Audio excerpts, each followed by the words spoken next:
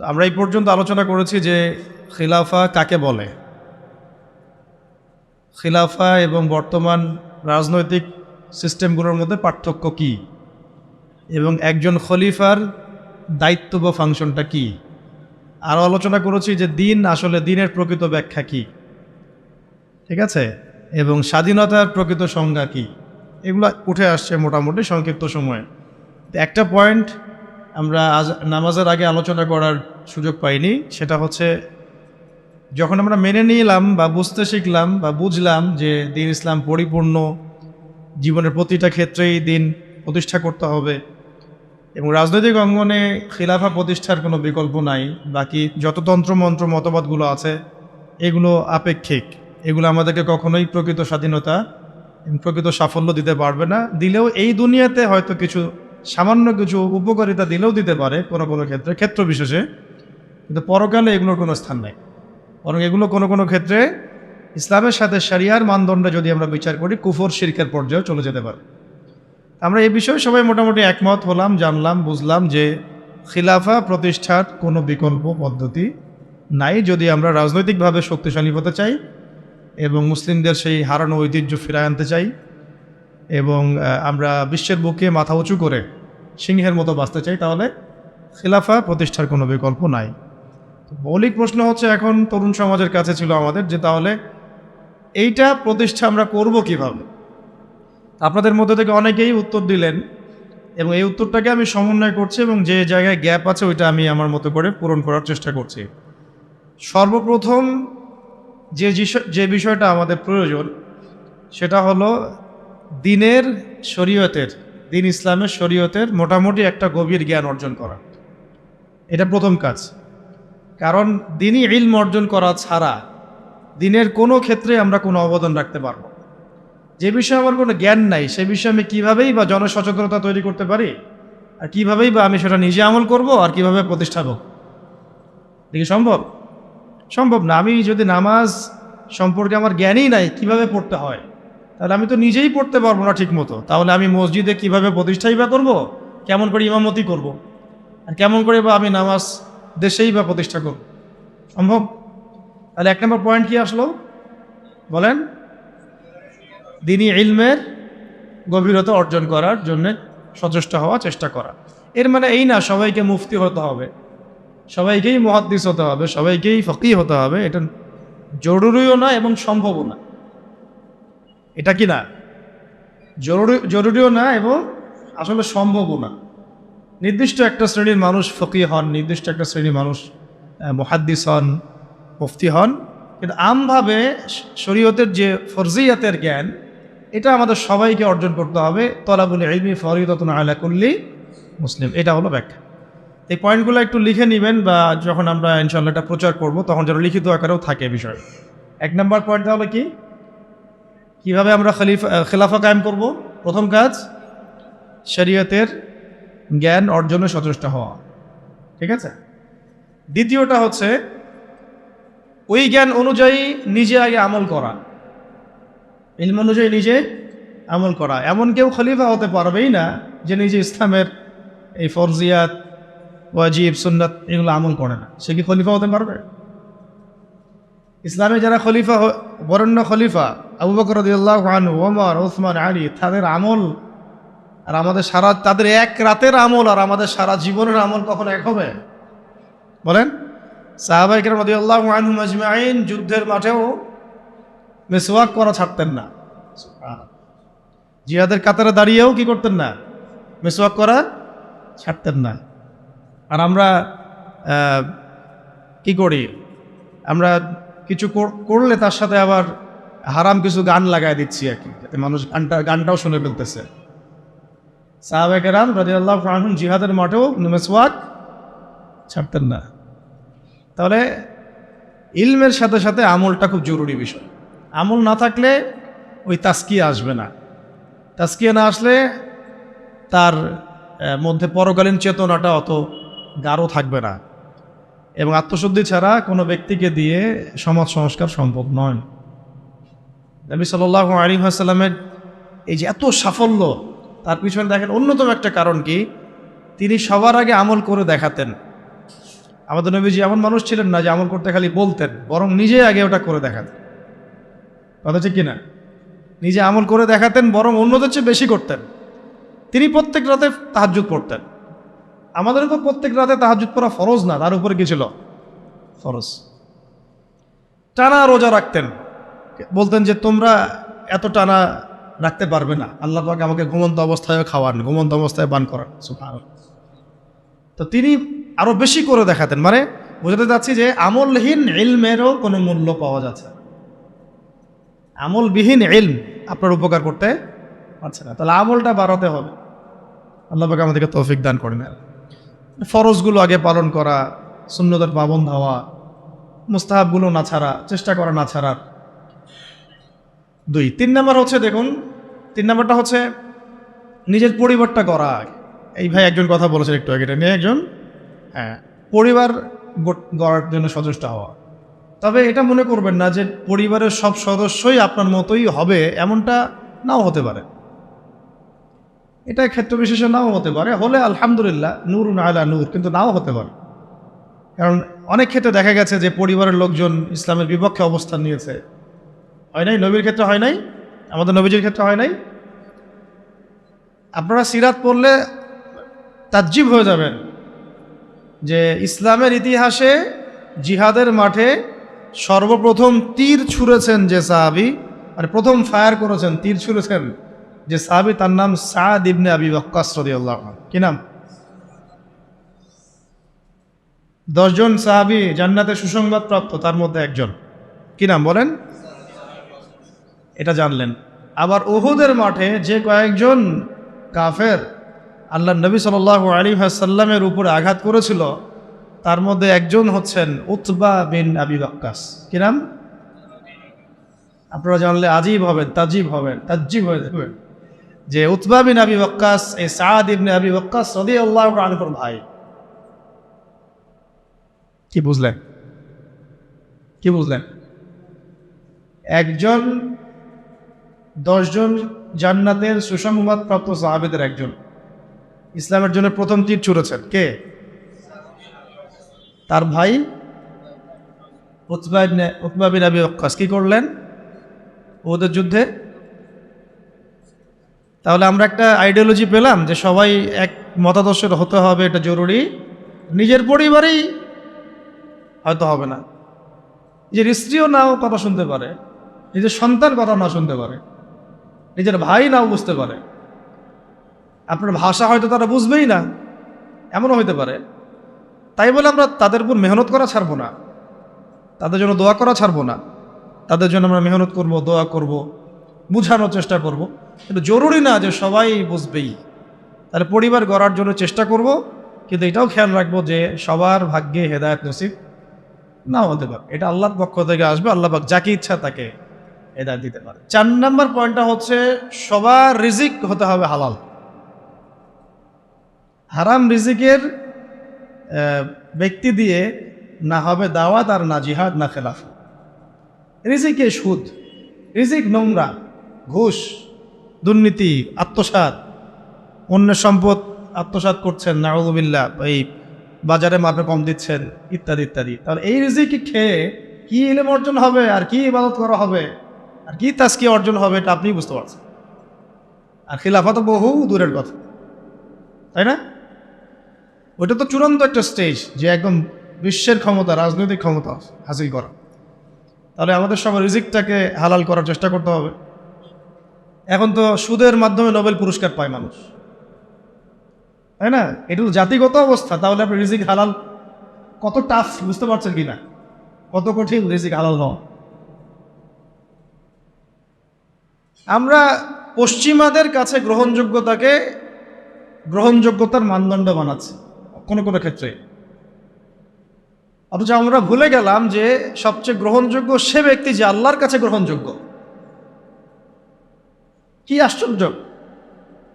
অং সান সুচি Nobel পুরস্কার পেয়েছিল, মনে আছে আপনাদের? কিসে?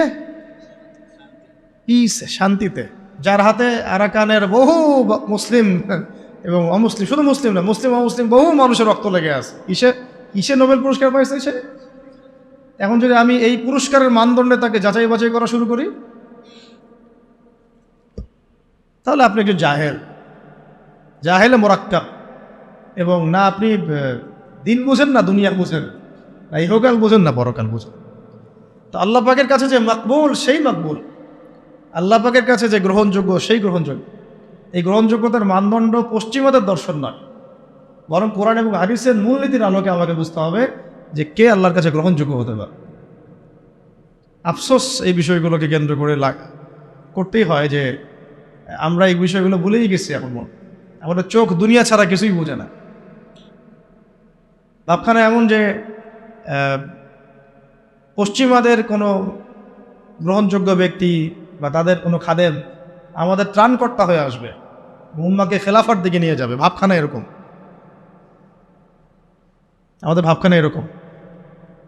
তো আমরা আল্লাহর বিরোধী, আল্লাহ পাকের বিধানের বিরোধী কোনো ব্যক্তিকে যদি মনে করি যে তিনি মুসা আলাইহিস ইসলামের ভূমিকায় এসে বনু ইসরায়েলকে বাঁচায় নাজাতের পথে নিয়ে যাবে, এর চেয়ে বোকা কোনো জাতি হয়?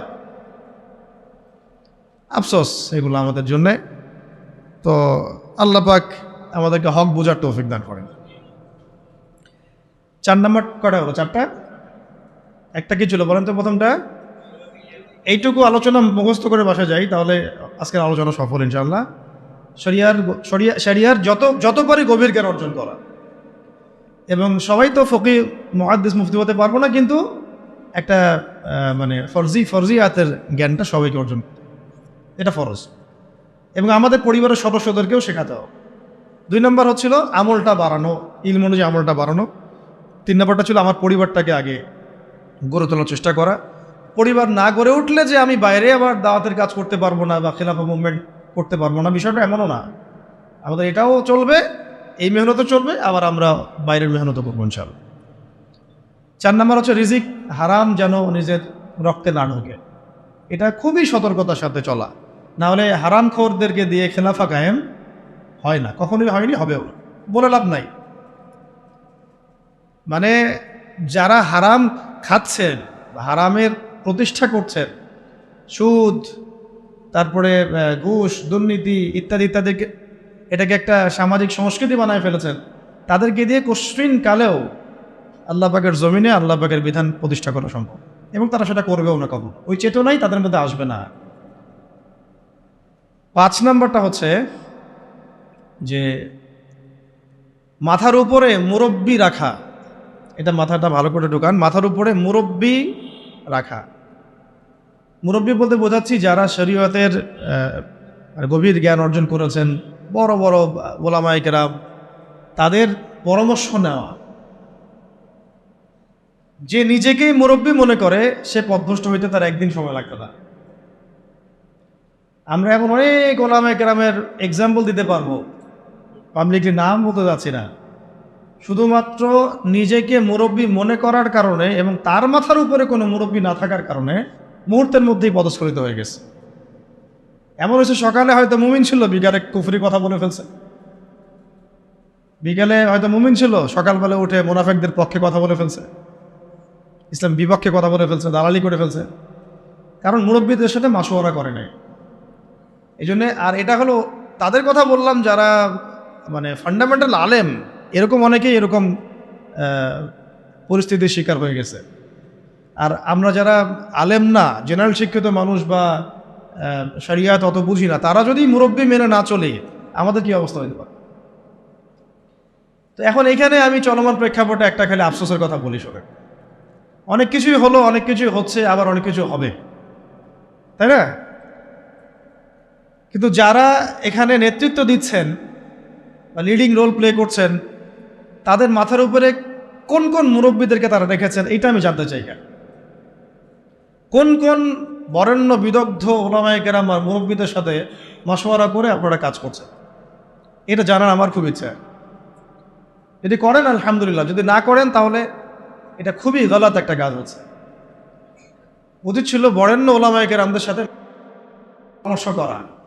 ওলামায়ে কেরাম আপনার ঘরের দরজার সামনে যাবেন না, তো আপনাকে আসতে হবে ওলামায়ে কেরামের দরবারের সামনে। জ্ঞান কারো কাছে হেঁটে হেঁটে যায় না, আপনাকে জ্ঞানের কাছে আসতে হবে। আর বরেণ্য ওলামায়ে কেরাম থেকে ফেসবুকে পাবেন না তো এইভাবে। ফেসবুক ইউটিউবে খালি সার্চ মারলেই তো হবে না যে কাদের ওয়াজ মানুষ বেশি শোনে আর কাকে মানুষ বেশি বড় আলেম মনে করে। নো, আপনাকে দেখতে হবে যে আলেমরা কাকে আলেম মনে করে, আমজনগণ কাকে আলেম মনে করে, এটা বড় কথা না। আমজনগণ যদি আলেম মনে করে ভোটাভুটি হয়, তাহলে আমি তো কালকে প্রেসিডেন্ট হইতেও পারি, আল্লাহ যদি চান। বা আরও অনেকে আছে, আজারি ভাই আছে, আমাদের আরও অনেক ভাই আছে, ভোটাভুটি নিলে তো তারাও ভালোই করবে, খারাপ হবে না, তাই না? জনপ্রিয়তা আছে, এটা সত্য মিথ্যার মানদণ্ড না। এই জনপ্রিয়তা হক আর বাতিলের মানদণ্ড কোশ্চিন গেলেও না। আপনারা দেখবেন ওলামায়ে কেরাম কাকে হক মনে করেন, ওলামায়ে কেরাম কার কাছে ইলম নিতে যান, ওলামায়ে কেরাম না কার পিছনে ছুটতেছে, ওইটা আপনি ফলো করুন। সাধারণ আমভাবে মানুষ পঙ্গপালের মতো কাকে ফলো করতেছে, কাকে হিরো মনে করতেছে, কাকে বড় সেলিব্রিটি মনে করতেছে, this is not the big deal. এটা বড় কথা। এটা এটা ভালো হতে পারে, তার জন্য কল্যাণকর হতে পারে, আবার ফিতনাও হতে পারে। ইসলামিক ক্ষেত্রেও, রাজনৈতিক ক্ষেত্রেও এবং সামাজিক ক্ষেত্রেও অনেক বিষয়ের সিদ্ধান্ত গৃহীত হচ্ছে ফেসবুকের মাধ্যমে।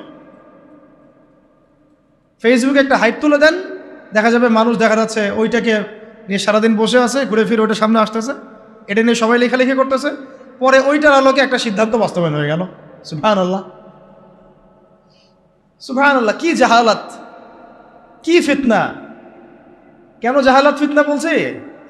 একটা এক্সাম্পল দিলে বুঝবেন, একটা খালি এক্সাম্পল দিব। মনে করেন এটা উমর রাদিয়াল্লাহু আনহুর শাসন, একটু মনোযোগ ধরে রাখেন। কার শাসন? উমর রাদিয়াল্লাহু আনহুর শাসনে যারা জনগণ, তারা সবাই সাহাবী না? তারা আল্লাহর রসুলকে দেখেছেন না? এই দীর্ঘ সময় রসুলের সহবত ছিলেন না? ওই জামানার একজন ব্যক্তি কি এখনকার সব মানুষের চেয়ে উত্তম না? বুঝলেন কথা? কিন্তু উমর রাদিয়াল্লাহু আনহু সমস্ত সাহাবীদের সাথে এই তথাকথিত গণতান্ত্রিক পদ্ধতিতে মাশওয়ারা করতেন না। মাশওয়ারা করার জন্য ওই সাহাবীদের মধ্যেও বাছাইকৃত একটা প্যানেল ছিল তার, যেটাকে বলা হতো মজলিসে শুরা। কি বলা হতো? মজলিসে শুরা। তার মধ্যে বড় বড় বরেণ্য সাহাবী ছিলেন, আলী রাদিয়াল্লাহু আনহু ছিলেন, উসমান রাদিয়াল্লাহু আনহু ছিলেন, তালহা রাদিয়াল্লাহু আনহু ছিলেন, আব্দুর রহমান বিন আউফ ছিলেন রাদিয়াল্লাহু আনহু, আর কে জুবাইর ইবনে আওয়াম রাদিয়াল্লাহু আনহু ছিলেন। এরকম প্রায় 10 জন 15 জন সাহাবীর একটা প্যানেল ছিল। দেখেন, সাহাবীদের যুগেও তিনি বাছাইকৃত মানুষদের সাথে মাশওয়ারা করে সিদ্ধান্ত নিতেন। আমি কি পয়েন্ট বোঝাতে পারছি? সাহাবীদের যুগেও তিনি বাছাইকৃত সাহাবীদের সাথে মাশওয়ারা করে সিদ্ধান্ত নিয়ে রাষ্ট্র পরিচালনা করতেন। আর আমরা ফেসবুকের হাইপ থেকে সিদ্ধান্ত নেই। ফেসবুকে কাকে মানুষ হিরো মনে করছে, কাকে কার ভিউজ বেশি, কার ফলোয়ার্স বেশি, কে কোন হাইপে চলছে ইত্যাদি। আউযুবিল্লাহি মিন যালিক। এই হাইপের খপ্পরে পড়লে সবসময় সিদ্ধান্ত সঠিক হবে না, বেশিরভাগ ক্ষেত্রে ভুলও হইতে পারে। অমুক ইসলামিক সংগঠনের আমির কে হবে, এটার ফয়সালা হচ্ছে ফেসবুকে। আর ফেসবুক তো ইউজ করতেছে সবাই, মানুষ, জিন, ইনসান, গরু, ছাগল, হাঁস, মুরগি সবগুলো। যেদিন বুঝে না যে আলেম না, যে কোরআন পড়তে পারে, যে পারে না, সবাই ইউজ করতেছে, সবাই মতামত দিচ্ছে। আর সবার মতামত সামনে যখন আসতেছে, একটা বিশৃঙ্খল অবস্থা। একটা এক্সাম্পল দিলাম, উমর রাদিয়াল্লাহু আনহু সমস্ত সাহাবীদের মধ্যে থেকে বাছাইকৃত সাহাবীদেরকে নিয়ে মজলিসে শুরার মধ্য দিয়ে সিদ্ধান্ত নিয়ে রাষ্ট্র চালিয়েছেন বলেই তো ওই যুগটাকে বলি আমরা সোনালী যুগ। ওই জামানায় যদি ফেসবুক থাকতো তাহলে অবস্থা খারাপ ছিল। সলফে সালেহিনদের যুগে এই ফিতনাটা আসে নাই বলে তাদের চরিত্র আল্লাহ পাক হেফাজত করেছে। এখনকার যুগে যদি আবু হানিফা রাহিমাহুল্লাহ বয়ান করা শুরু করে, তার বয়ানের যে কত ভুল মানুষ ধরা শুরু করবে আল্লাহই ভালো জানেন ফেসবুকে। যাই হোক, ওইটা আলাদা ইস্যু, আমি ওইদিকে আর গভীর করছি না। আমি বলতে চাচ্ছিলাম যে মাথার উপরে কি রাখা ভাই? বরেণ্য ওলামায়ে কেরামদের মুরব্বীদের একটা প্যানেল রাখা, অন্তত 5 জন 10 জন, যতজন পারেন আপনি, অন্তত একজন বলবো আমি, অন্তত কয়জন? অন্তত একজন আপনার শায়েখ থাকা উচিত, মুহাক্কিক, হকপন্থী আলেম শায়েখ থাকা উচিত। এবং তাদেরকে আপনি ফেসবুকে খুঁজে পাবেন জরুরি না, কারণ বরেণ্য ওলামায়ে কেরামদের আমি দেখেছি তাদের 99%ই ফেসবুক ইউজ করে না। তার মানে কি বাংলাদেশে কোনো আলেম নাই? ফেসবুকে ঢুকলে তো আপনি যাদেরকে দেখছেন এরা বাদ দিয়ে কি বাংলাদেশে কোনো আলেম নাই? মুহাক্কিক ওলামায়ে কেরাম যারা যারা আল্লাহর ওলি টাইপের মানুষ, তাদের কারোরই ফেসবুক অ্যাকাউন্ট নাই। আমি কারো ফেসবুক অ্যাকাউন্ট দেখিনি তাদের। তাহলে আমরা কিসের মানদণ্ডে কি ফয়সালা করতেছি আসলে? এখন এই মানুষগুলো কি আমার দরজায় হেঁটে হেঁটে আসবেন, না আমাদেরকে তাদের কাছে যেতে হবে? তো কই আমরা জাতিগত সিদ্ধান্ত নেওয়ার সময় কই গেলাম, কই যাচ্ছি, কোথায়? বরং খোঁজারও তো চেষ্টা করছেন। আমাকে বলেন, একটা দলিল দেই। ওই যে মূসা আলাইহিস সালাম যখন জানলেন যে তার চেয়ে একজন জ্ঞানী মানুষ আছে, মনে আছে? আল্লাহ পাক তাকে জানালেন যে তুমি সবচেয়ে জ্ঞানী মানুষ নও পৃথিবীতে, তোমার চেয়েও একজন জ্ঞানী মানুষ আছে, তার নাম খিদির। তার নাম কি? খিজির আলাইহিস সালাম। তো মূসা আলাইহিস সালাম কি বললেন যে তাকে আমার কাছে আল্লাহ পাঠায় দেন, তো আমি তার কাছ থেকে মশওয়ারা নেই, পরামর্শ নেই। বরং বললেন যে আল্লাহ ওয়াইজ ক্বালা মূসা লিফাতাহু লা আবরাহু হাত্তা আবলুগা মাজমাআল বাহরাইন আও আমদিয়া হুকুবা। সুবহানাল্লাহ, কি চমৎকার আয়াত, কি চমৎকার আয়াত! আমি বুঝাতে পারবো না আয়াতের ব্যাখ্যাটা আপনাদেরকে। যখন মূসা আলাইহিস সালাম জানলেন যে তার চেয়েও একজন জ্ঞানী মানুষ, মুহাক্কিক একজন মানুষ আছেন, আল্লাহর ওলি আছেন, হ্যাঁ, তখন তিনি বললেন ওয়াইজ ক্বালা মূসা বলল লিফাতাহু, তার সাথে একজন যুবক ছেলে ছিলেন, ইউশা বিন নুন। তো তাকে বললেন যে লা আবরাহু, আমরা ক্লান্ত হব না, ক্ষান্ত হব না, হাত্তা আবলুগা মাজমাআল বাহরাইন, যতক্ষণ আমরা দুই সাগরের মিলনস্থলে পৌঁছাচ্ছি। আও আমদিয়া হুকুবা, না পৌঁছাতে যদি যুগ যুগ লেগে যায় আমি হাঁটবো, তবু আমি তাকে চাই। সুবহানাল্লাহ, সুবহানাল্লাহ। আল্লাহ পাক বলেছিলেন যে তাকে পাবা দুই সাগরের মিলনস্থলে। কোথায় পাবা? দুই সাগরের মিলনস্থলে, মাজমাউল বাহরাইন। মূসা আলাইহিস সালাম বলেন যুগ যুগ যদি হাঁটতেও হয়, হুকুবা শব্দ শোনেন নাই? 80 হুকবা জাহান্নামে থাকতে হবে নামাজ না পড়লে। হুকবা মানে একটা লম্বা সময় বোঝানো হয়। প্রয়োজনে আমি যুগ যুগ চলতে থাকবো, তবুও ওই মানুষের সহবত আমি চাই, ক্ষান্ত আমি হব না। সাথে নিলেন একজনকে, চলো। এই যে হাঁটা শুরু করলেন, চলতে চলতে চলতে চলতে কত বছর হাঁটতে হয়েছে আল্লাহই ভালো যায়। ওই সময় তো আর ফ্লাইট ছিল না যে একেবারে ল্যান্ড করে ফেললাম। হ্যাঁ, তো এখানে দেখেন একটা বিষয় খেয়াল করেন যে জ্ঞানের কাছে যেতে হয়েছে, জ্ঞান হেঁটে হেঁটে তার কাছে আসে নাই। তাই আমাদের এই খিলাফা কনসেপ্টের জন্য অবশ্যই বরেণ্য ওলামায়ে কেরামদের সহবত এবং মাথার উপরে এই মুরব্বীদের পরামর্শ মশওয়ারাও লাগবে। নিজেকে যদি মুরব্বী মনে করা শুরু করি, তখন পদস্খলন হতে সময় লাগবে না। আমাদের অনেক বড় বড় ইসলামিক ব্যক্তিত্ব এবং সেলিব্রিটি এভাবে পদস্খলিত হয়ে গেছে অলরেডি, শুধু মুরব্বীদের সহবত না থাকার কারণে, নিজেকে মুরব্বী মনে করার কারণে যে আমি মুরব্বী, আমার কোনো সহবতের দরকার নেই। অথচ প্রত্যেক বরেণ্য মুরব্বীও আমরা যাদেরকে চিনি, তারাও মাথার উপরে মুরব্বী রেখে চলেন। সুবহানাল্লাহ, তাদেরও মুরব্বী আছে। এটা সিলসিলা, একটা সিলসিলা, সিনাই এটা চলে আসতেছে একদম সাহাবীদের যুগ থেকে, রাসূলের যুগ থেকে। তাই 5 নম্বর পয়েন্টটা হচ্ছে আমাদেরকে কি করতে হবে ভাই? ওলামায়ে কেরামের সহবত লাগবে এবং মাথার উপর মুরব্বী রাখতে হবে। কমপক্ষে কয়জন? কমপক্ষে একজনের।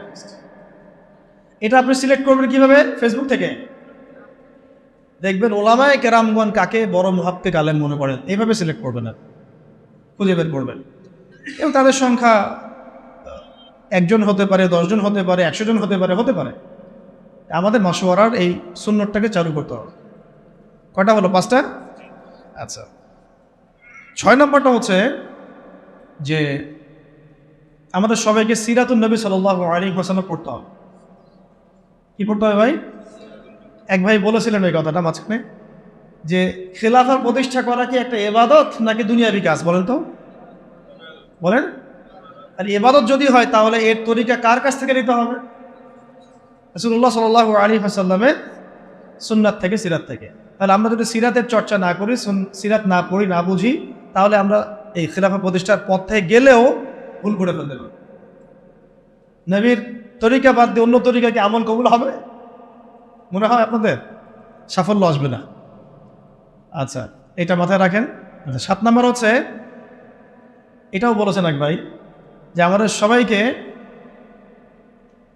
ঐক্যবদ্ধভাবে সিদ্ধান্ত নিয়ে একজনকে আমির নিযুক্ত করতে হবে।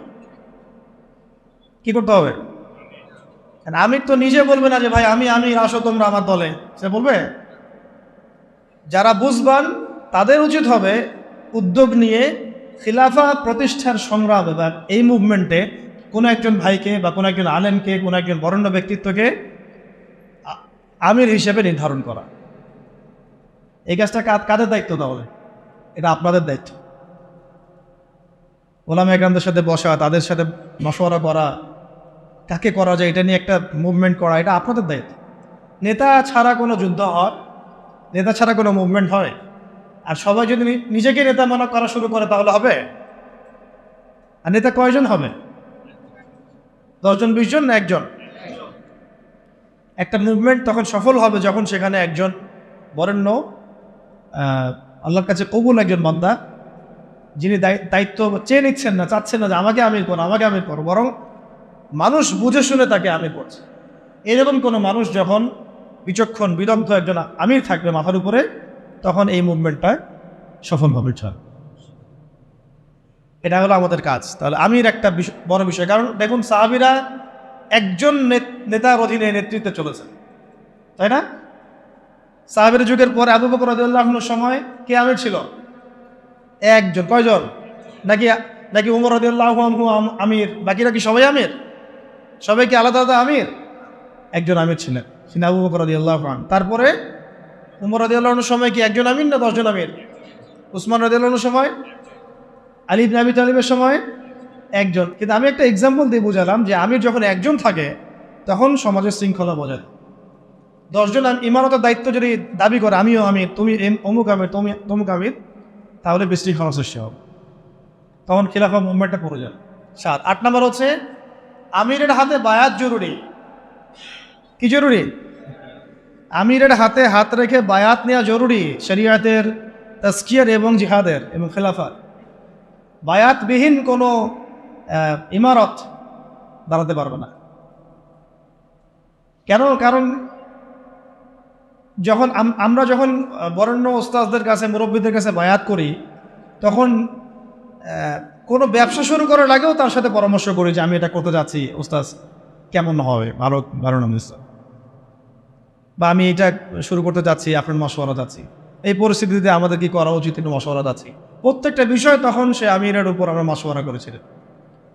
আর যখন আপনি বায়াতবিহীন, তখন আপনি যা ইচ্ছা তাই করতে পারেন, কারণ আপনি তো আনুগত্য করেননি আমার, বা আপনি তো সেই আমিরের আনুগত্য করেননি। তার কাছে আল্লাহ পাককে সাক্ষী রেখে তো আপনি তার হাতে হাত রেখে প্রতিশ্রুতি দেন নাই যে আমি আপনাদের সাথে আছি, আল্লাহর জন্য আমি আপনার এই মুভমেন্টে আছি এবং ইনশাআল্লাহ আমি এর জন্য আমার জানমাল ব্যয় করবো। আপনি তো কোনো প্রতিশ্রুতিই দেন নাই, তাহলে আপনার দ্বারা গাদ্দারি হবে না, এর কোনো নিশ্চয়তা আছে? কোনো নিশ্চয়তা আছে? এই সুন্নত উঠে গেছে সমাজ থেকে। এটা শুধু এক শ্রেণীর আমরা ওই যে পীর মুরিদি সিলসিলার মধ্যে রেখে দিয়েছি। এটা যে রাষ্ট্রীয়ভাবেও প্রযোজ্য ছিল, একটা আন্দোলনের ক্ষেত্রে প্রযোজ্য ছিল, একটা মুভমেন্টের ক্ষেত্রে প্রযোজ্য ছিল, জিহাদের ক্ষেত্রে প্রযোজ্য ছিল, এটা আমরা ভুলে গেছি। সাহাবীদের শোনেন, কোনো সাহাবী নবীর কাছে বায়াত না করে মুসলিমই হতে পারে আর নাই। যেই মুসলিম হয়েছেন হাতে হাত রেখে বায়াত করেছেন, করেন নাই ইসলামের বায়াত। তারপরে যখনই নবী সাল্লাল্লাহু আলাইহি ওয়াসাল্লাম কাউকে কোনো সারিয়া অভিযানে পাঠিয়েছেন বা কোনো গাজওয়ায় পাঠিয়েছেন বা উনি নিজেও গিয়েছেন, তখন সবার আগে জিহাদের বায়াত হয়েছে। এমনকি ওই হুদায়বিয়ার সন্ধির সময়ও যখন খবর ছড়িয়ে পড়লো ওসমান রাদিয়াল্লাহু আনহুকে হত্যা করা হয়েছে, ওইখানেও ওই গাছের নিচে বায়াত হয়েছে যে আমাদের হাতে অস্ত্র নাই, তাতে কি তবু ওসমানকে ছাড়াই নিয়ে আসবো, না হলে যুদ্ধ হবে। বায়াতবিহীন কোনো জিহাদ হয় না, মনে রাখবেন। বায়াতবিহীন কি হয় না? একা একা আপনি কিছুই করতে পারবেন না। একটা জামা, ইমারা, আমির, সামউ ওয়া তাআ এবং বায়আ ছাড়া মুভমেন্টগুলো হয় না। এই জন্যই ওই পর্যায়ে পর্যন্ত যেতে পারছি না আমরা। আর যারা দেখেন ওই পশ্চিমা শক্তির মোড়ল, নাম না হয় নাই বললাম, ওই রাষ্ট্রের নামও নিতে ইচ্ছা করে না আমার, তাদেরকে যে পিটিএ বের করছে খোরাসান থেকে 20 বছর ধরে মাইট দিছে, তাদের মধ্যে এই সুন্নতগুলো ছিল। আমির ছিলেন, ইমারা ছিল, জামা ছিল, ঐক্য ছিল, বায়াত ছিল। এইটা আমাদের মধ্যে উঠে গেছে, এটা জরুরি। বায়াত কটা হতো? ওটা আমির লাগবে, বায়াত লাগবে এবং অনুসারী লাগবে। 9 নম্বর কি লাগবে? অনুসারী লাগবে। অনুসারীদের কর্তব্য হচ্ছে সামি'না আতা'না, সামি'না আতা'না, শুনলাম মানলাম, শুনলাম মানলাম। হ্যাঁ, যদি আমিরের মধ্যে এমন কিছু দেখা যায় যে সে সরাসরি কোরআন সুন্নাহর বিরোধী কোনো কাজ করছে, তখন আপনার ওই কথার উপর কোনো ইয়া নাই, আপনাকে শুনতে হবে না, মানতে হবে না, তখন এটা নাই। যেমন আবু বকর রাদিয়াল্লাহু আনহু যখন খলিফা হয়েছেন, আপনারা একটু এটা গুগলও সার্চ করলেও পাবেন, কিতাব না করলেও গুগলও পাবেন। যখন তিনি খলিফা হয়েছেন তখন জাতির উদ্দেশ্যে একটা ভাষণ দিয়েছেন। কত মিনিটের ভাষণ জানি, কত সেন্টেন্সের ভাষণ? 4 থেকে 5টা সেন্টেন্সের ভাষণ। পুরো জাতির উদ্দেশ্যে ভাষণ দিচ্ছেন খলিফা হওয়ার পরে। কত সেন্টেন্সে? 4 থেকে 5টা বাক্যের ভাষণ। তাহলে কোন জাতি চিন্তা করেন, আর কত মানে বড় আল্লাহর ওলি তিনি, এটাও চিন্তা করেন। আবু বকর রাদিয়াল্লাহু আনহু বলছেন যে আমি তোমাদের মধ্যে সর্বশ্রেষ্ঠ মানুষ নই, মানে আমি মনে করি না যে আমি তোমাদের মধ্যে সর্বশ্রেষ্ঠ মানুষ, কিন্তু আমাকে তোমাদের মানে আপনাদের পক্ষ থেকে এই দায়িত্ব দেওয়া হয়েছে। 1 নম্বর সেন্টেন্স শেষ। 2 নম্বর হচ্ছে আসিদকু আমানা ওয়াল কাযিবু খিয়ানা, সত্য এবং সত্যবাদিতা হচ্ছে আমানত, এবং মিথ্যা, এই যে প্রতারণা, মিথ্যা, এগুলো হচ্ছে খিয়ানত। 2টা সেন্টেন্স, ঠিক আছে? দাঈফুম মিনকুম কাওয়িউন ইনদি হাত্তা আখুযা হাক্কা লাহু ইনশাআল্লাহ। তোমাদের মধ্যে যারা দুর্বল তারাই আমার কাছে সবচেয়ে বেশি শক্তিশালী। হ্যাঁ, তোমাদের মধ্যে যারা দুর্বল তারা আমার কাছে সবচেয়ে বেশি শক্তিশালী, যতক্ষণ পর্যন্ত মানে আমি তোমাদের হকটা আদায় না করছি। আর কাওয়িউন ফিকুম মিনকুম দাঈফুন ইনদি হাত্তা আখুযা হাক্কা মিনহু ইনশাআল্লাহ। আর তোমাদের মধ্যে যারা শক্তিশালী মনে করো তারাই আমার কাছে দুর্বল, যতক্ষণ না তোমাদের কাছ থেকে আমি গরিবের হকটা আদায় না করছি। চিন্তা করুন, ভাষণ দেখছেন? কটা সেন্টেন্স হলো? আরেকটা হচ্ছে 5 নম্বর হচ্ছে যে আল্লাহ পাক ওই জাতিকে সম্মানিত করেন যে জাতি জিহাদের পথ বেছে নিয়েছে। আর যখন কোনো জাতি জিহাদের রাস্তা ছেড়ে দেয়, আল্লাহ পাক তখন তাকে অসম্মানিত করেন। কত নম্বর সেন্টেন্স? 5। আর 6 নম্বর একটা সেন্টেন্স ছিল, হ্যাঁ মনে করছে, যে আর কোনো জাতি তখনই ধ্বংস হয় যখন তার মধ্যে অশ্লীলতা ছড়িয়ে পড়ে। কুমু লিস-সালাহ ইয়ারহামুকুমুল্লাহ, সালাতের জন্য দাঁড়াও, আল্লাহ তোমাদের প্রতি রহম করুন। শেষ ভাষণ। জুমার আগে হয়েছে, এটা জুমার নামাজের আগে। এটা বুঝতে পারছেন? তো আমির যেমন লাগবে এরকম অনুসারী ডাকবে। ও আরেকটা কথা মাঝখানে স্কিপ হয়ে গেছে। উনি বলেছিলেন যে আমি তোমাদেরকে যতক্ষণ পর্যন্ত আল্লাহ এবং তার রাসূলের দিকে চালাই ততক্ষণ তোমরা আমার আনুগত্য করো। আমি তোমাদেরকে যতক্ষণ পর্যন্ত আল্লাহ এবং তার রাসূলের দিকে চালাই ততক্ষণ তোমরা আমার কি করবে? আনুগত্য করবে। আর আমি যদি তোমাদেরকে আল্লাহ এবং তার রাসূলের দিকে না চালাই, ঠিক আছে, আমি যদি তোমাদেরকে আল্লাহ এবং তার রাসূলের দিকে না চালাই, তাহলে ফালা তাআতা লি আলাইকুম, আমার উপরে তোমাদের কোনো আনুগত্য নাই। তবে কি সামান্য বিষয়েই যে তার আনুগত্য ছেড়ে দিতে হবে এমন না, তাকে নসিহত করতে হবে, পরামর্শ দিতে হবে, সংশোধনের চেষ্টা করতে হবে, ধৈর্য ধরতে হবে। 10 নম্বর পয়েন্টটা হচ্ছে যে সূরা ভিত্তিক সিদ্ধান্ত নেওয়া। কি করা? মজলিসে সূরা ভিত্তিক সিদ্ধান্ত নেওয়া। একটু আগে একটা কথা বলে এক্সাম্পল দিয়েছিলাম, ওমর রাদিয়াল্লাহু আনহু, তার একটা সূরা প্যানেল ছিল না? এই সূরা প্যানেল থেকে সিদ্ধান্ত গৃহীত হতো, তারপর এটা পুরো জনগণের উপরে বাস্তবায়িত। কথা বুঝতে পারছেন? তাই আমাদেরকেও ওইভাবেই প্রত্যেকটা ক্ষেত্রে একটা সূরা কমিটি থাকতে হবে, যারা মাশওয়ারা করে পরামর্শের মধ্য দিয়ে সিদ্ধান্ত নেবে। এটা একটা যেহেতু রাষ্ট্রীয় ব্যাপার, এটা বিভিন্ন স্তরে স্তরে ভাগ হতে পারে। যেমন কেন্দ্রীয় একটা সূরা কমিটি বা সূরা সদস্য, জেলাভিত্তিক সূরা সদস্য, থানাভিত্তিক সূরা সদস্য, এভাবে হয়তো একটা চেইন অফ কমান্ড থাকতে পারে, কিন্তু মূল সূরা থাকবে একটা কেন্দ্রীয়। এখান থেকেই সব কিছু ফয়সালা হচ্ছে। আপনারা কি জানেন যে বর্তমান বিশ্ব যে চলতেছে এই তাগুতি বিধান দিয়ে, শয়তানি বিধান দিয়ে, এরও একটা সূরা পরিষদ আছে? হ্যাঁ, ওটা কি? জাতিসংঘ। হ্যাঁ, এটা ও জাতিসংঘ চাচা বুঝতে পারছে। অবাক হইলাম। জাতিসংঘ না, জাতিসংঘের সাধারণ পরিষদ না, কিন্তু জাতিসংঘের সিকিউরিটি কাউন্সিল। দুটা ওখানে প্যানেল আছে, কিন্তু একটা সাধারণ পরিষদ, একটা হচ্ছে কি সিকিউরিটি কাউন্সিল। সিকিউরিটি কাউন্সিল থেকে সিদ্ধান্ত গৃহীত হয় যে কি হবে না হবে, কোন খোদায় কি করব। কারণ সব যত শয়তানির গোড়া এখন ওই পশ্চিমার মধ্যে, ওই জায়গাতে তারা এগুলা মাথা কাটায় কি করবে না করবে। কোথায় কি শোনেন, এটা তো কিছুই না, বাংলাদেশ তো ছোট রাষ্ট্র একটা, দুর্বল বলে দুর্বলই বলা যায় বিশ্বের প্রেক্ষাপটে। আরবের 8-10টা রাষ্ট্রকে 2-3 বছর 4 বছরের ব্যবধানে আরব বসন্তের স্লোগান দিয়ে পুরাই চেঞ্জ করে ফেলে দিছে। এটা এমন এক দাজ্জালীয় শক্তি। দাজ্জাল তো মানুষের রূপে আসে নাই, অনুসারী তো ওরা তৈরি করে রেখে দিছে। আপনারা হাদিস পড়েন, আমরাও পড়ি, আগে একভাবে বুঝতাম, যতদিন যাচ্ছে আল্লাহ পাক অন্যভাবে বোঝার তৌফিক দিচ্ছেন আলহামদুলিল্লাহ। দাজ্জাল যে সারা বিশ্ব চষে বেড়াবে, ও কি সারা বিশ্বের প্রত্যেক গ্রামে গ্রামে হেঁটে হেঁটে বেড়াবে, নাকি অনুসারীতে শাসন করাবে? কমন সেন্স না? সব জায়গায় যে ওকে প্রত্যেকটা নূরপুরে ওকে আসতে হবে ওর শাসন প্রতিষ্ঠা করার জন্য? ওর কোনো এজেন্ট থাকলেই যথেষ্ট।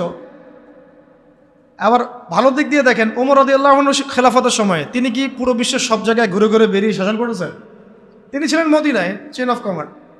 তার অনুসারী সাহাবায়ে কেরাম রাদিয়াল্লাহু আনহুম তারা বিভিন্ন জায়গায় তাদের কাজ করছেন, ইসলামের কাজ করছেন। এটাই তো মানে স্ট্র্যাটেজি হয়।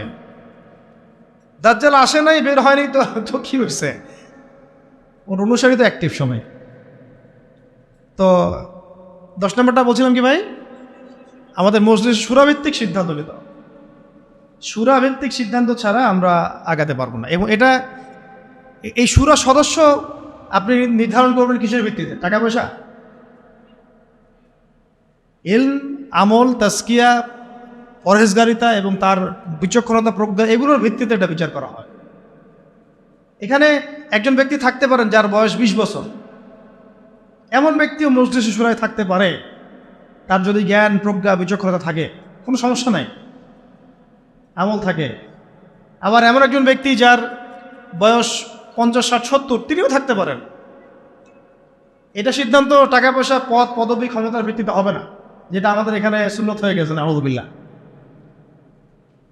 আপনারা কি জানেন, ওমর রাদিয়াল্লাহু আনহুর যুগে তিনি একজনকে খুব কাছে রাখতেন, এক সাহাবীকে, যদিও তার বয়স তখন অনেক কম ছিল, মানে কম বলতে মোটামুটি কম ছিল।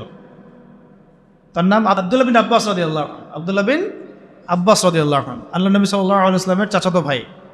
তার বয়স কিন্তু অন্য সাহাবীদের চেয়ে বেশি ছিল না, তিনি তাকে কাছে রাখতেন। কারণ কি জানেন?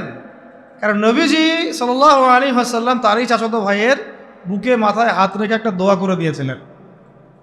আমাদের নবীজি একদিন রাত্রেবেলা উঠে ইস্তেঞ্জা করতে গিয়েছেন, বের হয়ে দেখেন যে কেউ একজন তার জন্য অজুর পানি রেখে দিছে। ঠিক আছে, তো নবীজি অবাক হয়ে গেছেন, কে পানি রাখছে এখানে আমার জন্য? তো আব্দুল্লাহ বিন আব্বাস রাদিয়াল্লাহু আনহু বললেন যে আমি রাখছি। ছোট তখন তিনি, 10, 12, 14 বছর বয়স। কত বিচক্ষণ, কেয়ারফুল দেখেন যে নবীজি ইস্তেঞ্জা গেছেন, আমি একটু খেদমত করে দিই, একটু পানি আগায় দিই। এই পানিটা পেয়ে নবী সাল্লাল্লাহু আলাইহি ওয়াসাল্লাম তাকে বুকে জড়ায় ধরে মাথায় হাত বুলায় দোয়া করছিলেন সাল্লাল্লাহু আলাইহি ওয়াসাল্লাম যে আল্লাহুম্মা ফাক্কিহহু ফিদ-দীন ওয়া আল্লিমহু তা'উইল। আল্লাহ আপনি তাকে দ্বীনের গভীর বুঝ দান করেন এবং তাকে এই যে কোরআনের এগুলোর ব্যাখ্যা বিশ্লেষণ করার তৌফিক দান। তিনি হয়েছেন পরবর্তীতে রাইসুল মুফাসসিরিন, সমস্ত মুফাসসিরদের সর্দার যাদেরকে বলা হয় তার মধ্যে একজন হচ্ছেন আব্দুল্লাহ বিন আব্বাস রাদিয়াল্লাহু। তার বয়স তখন কম, তারপরেও উমর রাদিয়াল্লাহু আনহু তাকে কাছে বসা রাখতেন, পরামর্শ নিতেন, আয়াতের ব্যাখ্যা জানতে চাইতেন। উমর রাদিয়াল্লাহু আনহু কি কম জানেন? হ্যাঁ, উমর রাদিয়াল্লাহু আনহু কি কম জানেন? তারপরেও তিনি তাকে এইভাবে খাতির যত্ন করতেন, যাতে যদি কোনো ভুল কিছু না হয়, মানে ভুল কিছু যেন না হয় তার কাছ থেকে জেনে নেওয়া, যদিও তার বয়স কম। আর এখন তো মানে আহলুল ইলমদেরকে মূল্যায়নই করেন না আপনারা। হুজুররা কোথায় ছিল? বক্তব্যটা এরকম, হুজুরদের দিয়ে কি হবে? হুজুরদের সাথে এসবের কি সম্পর্ক? রাজনীতির সাথে হুজুরের কি সম্পর্ক? ওখানে আমরা যাব কেন? তাদের কাছে মাশওয়ারা নিব কেন? আমরা কি কম বুঝি? আমাদের মাশওয়ারা দেওয়ার জন্য জাতিসংঘ আছে, হ্যাঁ, ইসরায়েল আছে, আমেরিকা আছে, পশ্চিমা বিশ্ব আছে। আমরা IMF থেকে লোন নিয়ে আসবো, জাকাতের কি দরকার আছে? হুজুররা বললেই হবে? ভাবখানা এরকম আর কি। এই জন্যে এই জাতির এই দুর্দশা হচ্ছে। আল্লাহ পাক যেন যারা বুঝে নাই, মানে যারা এখন বর্তমান, তাদেরকে যেন বোঝার তৌফিক দান করে। আমরা দোয়া করবো সবার জন্য। আমরা কারো দুশ্মনী কারোর সাথে আমাদের নাই, কিন্তু আমরা হকের পক্ষে থাকবো সবসময়, বাতিলের বিপক্ষে থাকবো সবসময়। আমরা মাজলুমের পক্ষে থাকবো এবং জালেমের বিপক্ষে, সে যেই হোক না কেন। হুয়েভার হি ইজ, আমরা মাজলুমের পক্ষে, জালেমের সোজা কথা, সে যেই হোক। সুরা থাকতে হবে এবং সুরার মধ্যে এভাবে বিচক্ষণ জ্ঞানী ব্যক্তিদেরকে স্থান দিয়ে আমাদেরকে চলতে হবে, মশওয়ারা করে। আরও আছে, আত্মশুদ্ধি অর্জন করার জন্য সাহাবীরা কী করতেন, সবসময় নবীর কাছে গিয়ে পড়ে থাকতেন। খেয়াল করেন নাই? যখন একটু ফুরসত পেতেন কাজকর্ম শেষ, মসজিদে নবীর কাছে কথা শুনতেন, বসতেন, যোগাযোগ রাখতেন। আমাদের ওলামায়ে কেরামদের সাথে কানেকশনই বা কোথায়? কানেকশন উঠে গেছে না এখন খুব বেশি, কানেকশন ফোনে। আর এটা নিয়ে আমি আরেকটা লেকচার দিব ইনশাআল্লাহ, যে এটা কি পরিমাণ ফিতনা একটা জগৎ। এ কারো চরিত্র নষ্ট করতে বাকি রাখবে না এবং দুশ্চরিত্র ব্যক্তিকে গাছে উঠাইতেও বাকি রাখবে না। হককে বাতিল বানায় ফেলতে পারে, বাতিলকে হক বানায় ফেলতে পারে। এতই ফিতনাময়, এতটাই ফিতনাময়। তো আমাদের মুরব্বীদের সাথে সোহবতের সাথে সাথে তাসকিয়া, আত্মশুদ্ধি অর্জন করার চেষ্টা করতে হবে। এর জন্য ওলামায়ে কেরাম বলেন পরকালের ফিকির করা, মৌতের কথা স্মরণ করা, বেশি বেশি জিকির করা, কোরআন তেলাওয়াত বাড়ায় দেওয়া, তারপরে মুরব্বীদের সাথে দেখা সাক্ষাৎ করা, আলেমদের সাথে যোগাযোগ রাখা। যখনই মনটা একটু দুনিয়াবি ভাব আসতেছে তখনই চলে যাওয়া, যে ওস্তাদ আসলে মনটার মধ্যে অস্থিরতা কাজ করতেছে, মনে হচ্ছে ইমান কমে যাচ্ছে, আমল কমে যাচ্ছে, পরামর্শ দেন, এইভাবে অস্থির থাকা।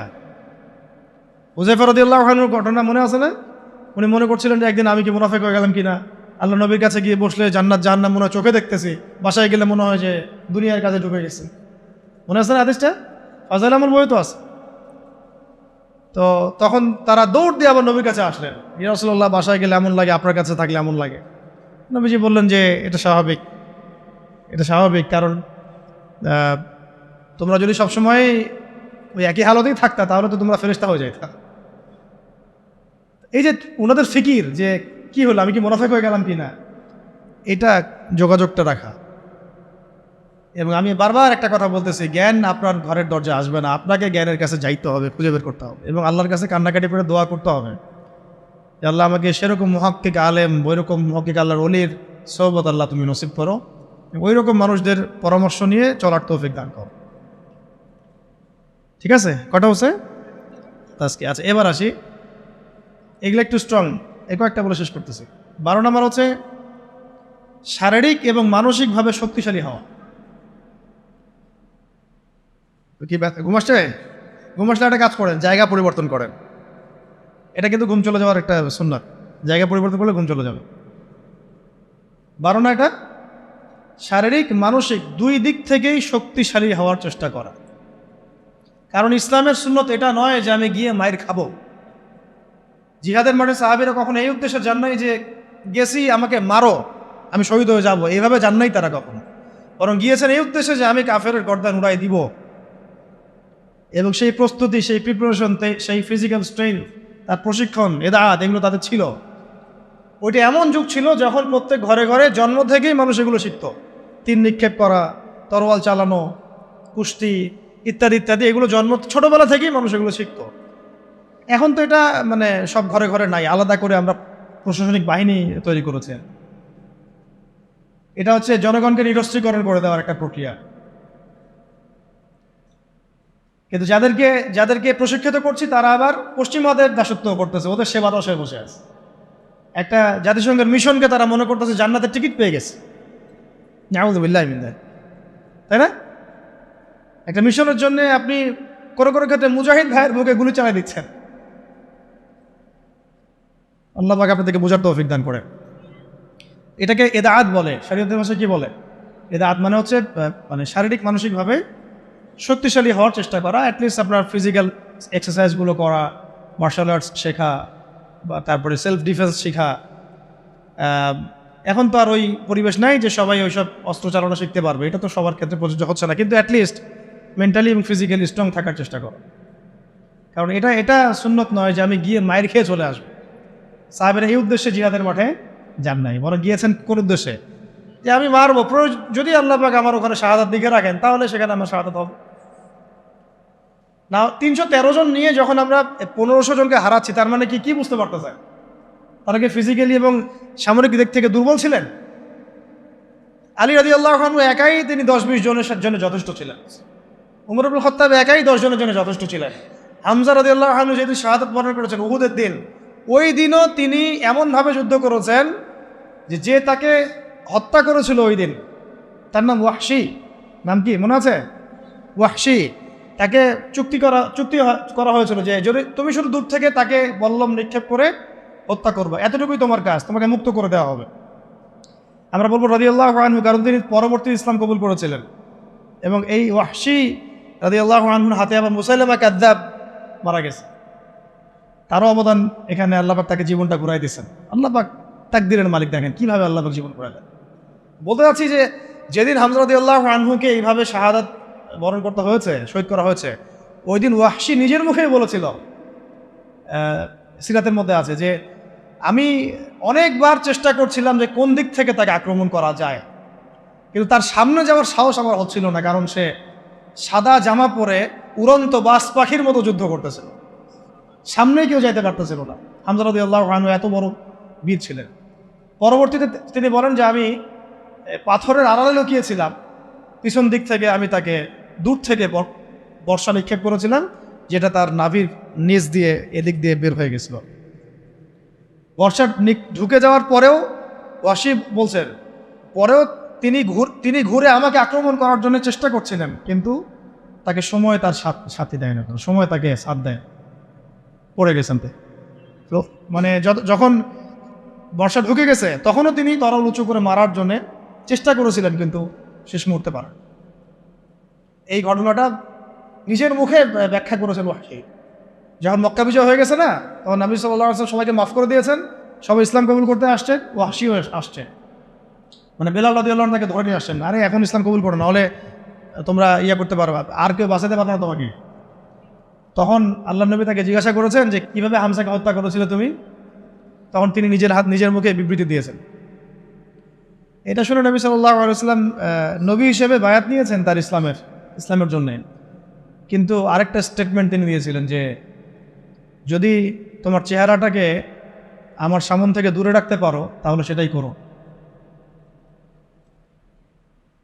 এই কথাগুলো, এ ধরনের কোনো স্টেটমেন্ট যদি আমরা দিই অনলাইনে, মানুষ বলবে অহংকার প্রদর্শন করছে। এগুলো গায়রাত, এগুলো ব্যক্তিত্ব। ইসলামের বীর সেনা হামজাকে তুমি হত্যা করেছো, সে আমার চাচা ছিল, খুব মানে মহব্বতের চাচা, দুধ ভাই। কষ্ট পেয়েছেন তিনি, এটা সেই তাই না, তার লাশকে চিড়ে ফেলা হয়েছে, কলিজা ছিঁড়ে খাওয়ার চেষ্টা করা হয়েছিল, পারে নাই।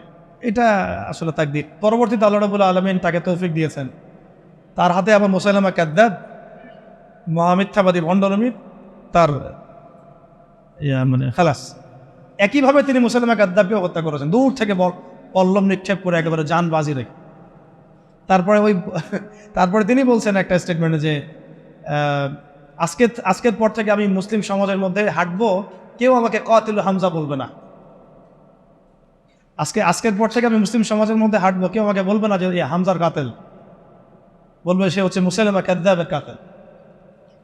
ভাই দেখো, একটা কথা বলে ফেলি মাঝখানে, আমাদের সমাজে এই যে কাদিয়ানী মুভমেন্ট চলতেছে, এরাও এই যুগের মুসাইলামা কাযযাব। এরা কি এই যুগের মুসাইলামা কাযযাব? যদি আমরা দেখি যে ওরা এখন আবার ওদের মতবাদ প্রচারে স্বাধীনতা পাচ্ছে, আমরা এটা চরমভাবে প্রতিবাদ করবো ইনশাআল্লাহ। এবং উত্তরবঙ্গ জুড়ে এদের কার্যক্রম তো বেশি, আপনারা তো জানেন। এদেরকে যেখানে পাবেন সেখানে শায়েস্তা করবেন, জ্ঞান দিয়ে, জবান দিয়ে, আদর্শ দিয়ে, সব দিক দিয়ে। এদের সাথে কোনো উঠা বসা চলাফেরা করবেন না, মুআমালাতি করবেন না, কোনো ব্যবসা বাণিজ্য করবেন।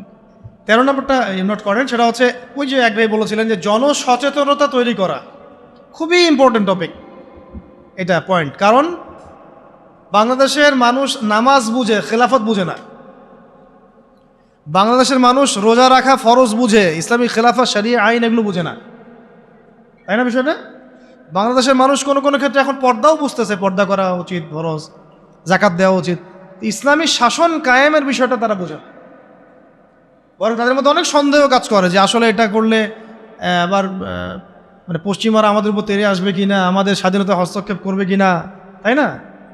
এইটা তাইলে এই খিলাফার সুফল, উপকারিতা এবং এটা না থাকার কুফলটা জনগণের মাঝে প্রচার করা, ব্যাপকভাবে দাওয়াতের মধ্যে এটা নিয়ে আসা, এই শব্দগুলো ব্যবহার করা। এবং এর বাইরে বিপরীতে যে তাগুতি সিস্টেম, যে so called democracy, so called secularism, communism, so called nationalism, এগুলো যেভাবে আমাদের ক্ষতি করতেছে, ইসলামের শরীয়তের পথে বাধা হয়ে দাঁড়াচ্ছে, এটা মানুষের সামনে স্পষ্ট করার। মানে এক কথা পয়েন্ট হচ্ছে জনসচেতনতা তৈরি করা, খেলাফার পক্ষে জনসচেতনতা তৈরি করা। ওটা হলো 13। 14 হচ্ছে অমুসলিমদেরকে বোঝানো, অমুসলিম ভাই বোনদেরকেও এটা বোঝানো বা জানানো যে খিলাফার আন্ডারে তারাই সবচেয়ে বেশি সিকিউর থাকতে পারবে। কারণ একটা প্রশ্ন ওঠে খেলাফার কথা আসলে, যে খেলাফা হলে কি এটা মৌলবাদী রাষ্ট্র হয়ে যাবে কিনা, হিন্দুদের উপর অত্যাচার হবে কিনা, এই হবে কিনা, সেই হবে কিনা। এটা সম্পূর্ণ একটা মিথ্যা বানোয়াট বোগাস কথা। উমর রাদিয়াল্লাহু আনহু খেলাফত কালে কোনো অমুসলিমের উপরে যার্রা পরিমাণ কোনো অত্যাচার হয়েছে? বরং আমরা দেখি এখনকার গণতান্ত্রিক সিস্টেমগুলোতে এগুলো হচ্ছে, এবং এই ইস্যুগুলোকে মানুষ রাজনৈতিক হাতিয়ার বানাচ্ছে না, সুবিধা হাসিলের জন্য ইস্যু সৃষ্টি করতেছে। বাংলাদেশে আল্লাহ না করুক, বাংলাদেশে যদি কেউ চক্রান্ত করে, আল্লাহ পাক এইসব চক্রান্ত থেকে আমাদেরকে হেফাজত করেন, দোয়া করি, যে এই হিন্দু ভাই বোনদেরকে যদি কিছু মানুষ আঘাত করা শুরু করে, তাহলে বাংলাদেশের প্রতি সবার আগে কে তেরে আসবে বলেন তো দেখি? ও কি বসে থাকবে? আমরা না হয় আমাদের ভাইদেরকে ফিলিস্তিনে মারলে আগাই না, সিরিয়াতে মারলে আগাই না, আগাইতে পারি না, পাশের দেশ আরাকানে মারলেও আমরা আগাইতে অনেকে পারি না। তাই বলে কি খ্রিস্টানরা পারে না, চাইনিজরা পারে না, ইন্ডিয়ানরা পারে না? ওরা কিন্তু ঠিকই আসবে। আপনি বাংলাদেশের মাটিতে যদি কোনো আমেরিকানকে কখনো মারতেন বা মারেন, না উজুবিল্লাহ, না এটা করতে বলতেছি না, তাহলে দেখবেন পুরো শক্তি নিয়ে এসে আপনাকে হামলা করবে না? কোন ইহুদিকে যদি আপনি বাংলাদেশে হত্যা করেন, তাহলে পুরা ইসরায়েল আপনার বিরুদ্ধে যুদ্ধ ঘোষণা করবে না? কিন্তু মুসলিমদেরকে সারা বিশ্বে মেরে ফেললে আমরা ওইটা করতে পারি না, বা ওইটার চেতনা আমাদের মধ্যে কাজ করে না। তো এইটা আমি পয়েন্টটা এখান থেকে বলতে চাইলাম যে হিন্দু ভাই বোনদের উপর যদি কেউ অত্যাচার করে, তখন কিন্তু এটাকে একটা বড় গ্লোবাল ইস্যু বানায়, পার্শ্ববর্তী যে হিন্দু রাষ্ট্রগুলো আমাদের আশপাশে আছে সবাই এখানে হস্তক্ষেপ করার চেষ্টা করে। তখন গৃহযুদ্ধ লাগাই দেওয়ার চেষ্টা করবে, ওই যে গুজরাটের মতো, হায়দ্রাবাদের মতো। আর গৃহযুদ্ধ যেখানেই লাগবে সেখানেই যে রাষ্ট্র আসবে তার নাম হলো আমেরিকা। যেখানেই দেখবে যে গৃহযুদ্ধের মতো কোনো পরিবেশ, ও আসে বলবে যে আমার এখানে শান্তি কায়েম করতে হবে, গণতন্ত্র কায়েম করতে হবে, তাই আসছি আর কি। তখন আরেক নতুন সিরিয়ার জন্ম হইতে পারে, নাউযুবিল্লাহ। এটা না হোক, আমরা তাই দোয়া করি, কিন্তু এটা একটা ইন্টারপ্রিটেশন যেটা হয়েছে বিশ্বে, এরকম ঘটনা কিন্তু ঘটেছে। এর আলোকে, অভিজ্ঞতার আলোকে কথাটা বললাম যে অমুসলিম ভাই বোনদেরকে এটা নিশ্চিত করা, বোঝানো যে খিলাফা রাষ্ট্র কোনো মৌলবাদী কনসেপ্ট না, মানে ওদের বক্তব্য অনুযায়ী আর কি। এটার মধ্যে প্রত্যেক অমুসলিমের অধিকার শতভাগ নিশ্চিত থাকবে, বরং বর্তমান প্রচলিত পদ্ধতি চাইতে বেশি থাকবে ইনশাআল্লাহ। তারা তখন আমাদের জিম্মি, একজন জিম্মিকে হত্যা করলে সে জান্নাতের ঘ্রাণও পাবে না, এমন হাদিস আছে। তারা আমাদের জিম্মেদারিতে থাকবে, তারা আমাদের জিম্মি মানে কি, তারা আমাদের জিম্মেদারির মধ্যে থাকবে, ওদের জানমাল হেফাজত করা আমাদের দায়িত্ব তখন। তো হাদিসে আসছে, কেউ যদি এমন কোনো জিম্মিকে হত্যা করে, তাহলে সে তো জান্নাতে যাচ্ছে না, জান্নাতের ঘ্রাণও পাবে না। তাহলে এটা কঠিন না? তো এই সচেতনতা তৈরি করা, এটা খুব ইম্পর্টেন্ট একটা কাজ। তাই একজন বললেই হবে না, আপনাদের সবাইকে এখন থেকে কথার মধ্যে এই বিষয়গুলো আনতে হবে, যে শুধুমাত্র নামাজ, রোজা, হজ, জাকাত এই বিষয়গুলোই ইসলাম নয়, বরং ইসলামিক শাসন প্রতিষ্ঠা করার জন্য আমাদের চেষ্টা করতাম। ইসলামী ল, ইসলামী শরিয়া আইন, ইসলামিক খিলাফা কনসেপ্ট, এই কনসেপ্টটা সবাইকে বুঝানো। আমি খুব আশা করেছিলাম যে এই ধাক্কায় হয়তো ইসলামী খেলাফতের দিকে হয়তো আমরা একটু মুভ করতে পারতে পারি, কিন্তু আবারও হতাশ হলাম, চরমভাবে হতাশ হলাম। আর আমরা দেখলাম যে মাজলুমের বিজয় হলো, জালেমের পতন হলো, এরকম করে আমরা দেখলাম। ইতিহাসে হয়েছে, ফেরাউন ধ্বংস হয়েছে, নমরুদ ধ্বংস হয়েছে, কিন্তু আমরা যেন ওই ফেরাউনের কবল থেকে নিষ্কৃতিপ্রাপ্ত ওই উদ্ধত বনু ইসরায়েলের মতো হয়ে না যায় আবার। বুঝতে পারছেন কথা? ফেরাউনের কবল থেকে মুক্তি পাওয়ার মাত্র 40 দিনের মাথায় বনু ইসরায়েল বাছুর পূজা শুরু করছিল। কত দিনের মাথায়? আর আমরা তো 40 দিন লাগে নাই, 7 দিনের মাথায় আমরা মাশাআল্লাহ ট্রান্সজেন্ডার, সুদ, পশ্চিমাদের দাস, এমন কিছু মানুষকে আমরা আমাদের মাথার উপরে নিয়ে চলে আসলাম। আল্লাহ আমাদেরকে বোঝার তৌফিক দান। এখন আমরা আশা করছিলাম যে এই মুভমেন্টগুলোর মধ্য দিয়ে হয়তোবা, যেহেতু এখানে ওলামা ইকরামরা সম্পৃক্ত ছিলেন, বড় বড় সংগঠনগুলো সক্রিয় অংশগ্রহণ করেছেন, কেউ বলেছেন, কেউ লিখেছেন ইত্যাদি, এবং ছাত্র জনতা সবাই আমভাবে ছিলেন, যে হয়তোবা তাদেরকে বোঝানো যাবে যে ইসলামিক বিষয়গুলো বাস্তবায়ন করা এটাই মুখ্যম সময়। কিন্তু আমরা আবারও হতাশ হলাম আর কি। জানি না ভবিষ্যতে কী হবে, তবে আমার আশঙ্কা যে খিলাফা স্টেট এভাবে বাস্তবায়িত হবে না। কারণ ওই কনসেপ্টটা এই প্রজন্ম অনেক কিছু করছে, সাহসিকতা দেখাচ্ছে, ওদের মধ্যে উদ্যম আছে, সাহস আছে, জীবন দেওয়ার মানসিকতা আছে, কিন্তু ওদেরকে আমরা তাওহীদ বুঝাইতে পারতেছি না, তাই না? ওরা দেশপ্রেমে করতেছে, জালেমের বিরুদ্ধে দাঁড়াচ্ছে, জালেমের বিরুদ্ধে দাঁড়ায় গেছে, তারা দেশপ্রেমের চেতনায় লালন করতেছে, অন্যায় সহ্য করতেছে না, সাহস দেখাচ্ছে, ওদের বুদ্ধি আছে, ওদের মাশাআল্লাহ ওদের ডেডিকেশন আছে, সব কিছু আছে। তাওহীদ বুঝাতে পারছি না আমরা যে এই কাজগুলো করতে হবে আল্লাহর জমিনে, আল্লাহর হুকুম কায়েমের জন্যে, আল্লাহর জমিনে গণতন্ত্র কায়েম করার জন্য না, আল্লাহর জমিনে এই তথাকথিত জাতীয়তাবাদ আর ধর্মনিরপেক্ষতা কায়েম করার জন্য না। এই ডেডিকেশনগুলোই দরকার আমাদের আল্লাহর জমিনে খিলাফা কায়েম করার জন্য। এই মেসেজটা আমরা ইয়াং জেনারেশনকে দিতে চাই বা দেওয়া উচিত। এইটার জন্য আমাদের সবার কথা বলা উচিত, কারণ আমার বিশ্বাস এদেরকে তারা হবে ইনশাআল্লাহ। যা তারা করে দেখিয়েছে আমাদের বিশ্বাস এই জেনারেশনকে দিয়ে হবে ইনশাআল্লাহ সবার।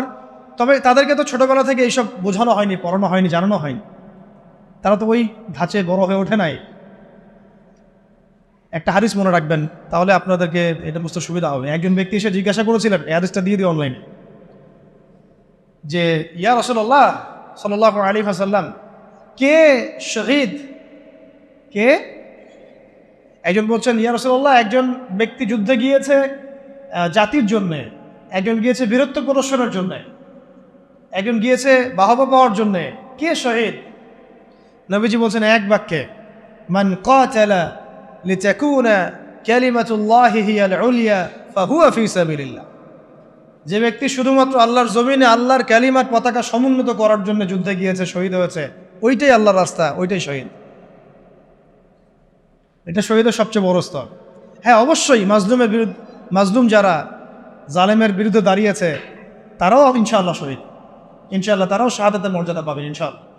নবীজি হাদিসের মধ্যে এইভাবে বলেছেন, মান কাতালা লিতাকুনা কালিমাতুল্লাহি হিয়াল উলিয়া ফাহুয়া ফি সাবিলিল্লাহ। যে ব্যক্তি আল্লাহর জমিনে আল্লাহ পাকের পতাকাটা, মানে কি পতাকা বলতে এখানে কি বোঝাচ্ছে? শরিয়া, আল্লাহর দিন, খিলাফা, এটা কায়েম করার জন্যে জিহাদ করে, যুদ্ধ করে, অতঃপর শহীদ হয়, এটা হলো আল্লাহর রাস্তায়। অবশ্যই যে কোনো জালেমের বিরুদ্ধে দাঁড়িয়ে যদি শহীদ হয়, সে শহীদ হবে। অত্যাচারী শাসকের সামনে দাঁড়িয়ে যদি হক কথা বলে, তাকে যদি হত্যা করে ফেলে, সেও শহীদ হবে ইনশাআল্লাহ। অনেক স্তর আছে, এটা সর্বোচ্চ স্তর। আর সাহাবীরা কিন্তু এই চেতনাতেই যুদ্ধে গিয়েছেন। সাহাবীরা কি ভাষার জন্য যুদ্ধে গিয়েছিলেন? সাহাবীরা কি মানে কি বলবো, দুনিয়াবি কোনো স্বার্থে যুদ্ধে গিয়েছেন, জিহাদে গিয়েছেন? তারা শুধু আল্লাহর দিন কায়েমের জন্য জিহাদে। অন্য কোনো স্বার্থ ছিল? এমনকি তাদেরকে এই স্বার্থও ছিল যে যুদ্ধে জয় হলে আমি গনিমত পাবো অনেক। হ্যাঁ, এই নিয়ে ছিল, যুদ্ধ জয় হলে আমি অনেক গনিমত পাবো, সম্পত্তি হবে, আমাকে সবাই বীর বলবে, ইত্যাদি ইত্যাদি। এরকম কোনো একটাই লক্ষ্য উদ্দেশ্য নিয়ে তারা ঝাঁপিয়ে পড়েছেন, সেটা হচ্ছে আল্লাহর জমিনে আল্লাহর তাওহীদ, লা ইলাহা ইল্লাল্লাহ, এই কালিমা যেন প্রতিষ্ঠিত হয়। এবং আল্লাহর কালিমা প্রতিষ্ঠা হওয়া মানে আল্লাহ পাকের শাসন, আল্লাহ পাকের বিধান, খেলাফা, এটা যেন বাস্তবায়ন হয়ে যায়। মানে এক কথায়, আমার কথা এক কথা, জমিন আল্লাহর, হুকুম চলবে আল্লাহ, সহজ কথা শেষ। এই জমিন কার? আল্লাহর জমিন, বিধান চলবে কার? আল্লাহর। আল্লাহর জমিন, শাসন চলবে কার? এখানে শাসক হচ্ছে আল্লাহর প্রতিনিধি, শাসক জনগণের কাছে মুখোপেক্ষী না। এখানে শাসক কার প্রতিনিধি? আল্লাহর প্রতিনিধি। আল্লাহকে রাজি খুশি করার জন্য সে জনগণকে ভালো রাখবে, জনগণের কাছে বাহবা পাওয়ার আশায় না, যে আমি আপনাদের জন্য এটা এটা করতেছি, আপনারা আমাকে ভালো বলবেন, এই নিয়েতেও না, বরং আল্লাহ তুমি দেখো আমি তোমার দেওয়া দায়িত্ব পালন করতেছি। কেন ওমর রাদিয়াল্লাহু আনহু রাতের অন্ধকারে ঘুরে বেড়াতেন আর মানুষের দুঃখ দুর্দশা দেখতেন? কেন তিনি দেখলেন যে একটা চুলার মধ্যে এক মা রান্না করতেছেন, খাবার নাই, নিজে গিয়ে বাইতুল মাল থেকে নিজের কাঁধে করে নিয়ে এসে তিনি তাদেরকে দিলেন? কি উদ্দেশ্যে? ওই মায়ের কাছে কোনো বাহবা পাওয়ার উদ্দেশ্যে? ওই বাচ্চাদের কাছে কোনো বাহবা পাবেন এই উদ্দেশ্যে? ভালো বলবেন এই উদ্দেশ্যে? দুনিয়াবি কোনো স্বার্থে? কোশ্চিনকালেও না। শুধু এক আল্লাহকে খুশি করার জন্য এবং তার ভয়ে যে আমার আন্ডারে যদি কোনো ব্যক্তি জুলুমের শিকার হয়, তাহলে তো আল্লাহ পাক আমাকে ধরতে পারে, আর আমি যদি তার এই দুঃখ দুর্দশা দূর করে দেই, আল্লাহ পাক আমার দুঃখ দূর করে দিবে, সন্তুষ্ট হবে। এখানে একটা মারাত্মক পয়েন্ট আছে যেটা আমরা মিস করতেছি। তরুণ ভাইদেরকে বলবো, নিয়াত ঠিক করে নাকি? আপনি কোন নিয়াতে এবং কি উদ্দেশ্যে লড়াই করছেন এবং সংগ্রাম করছেন।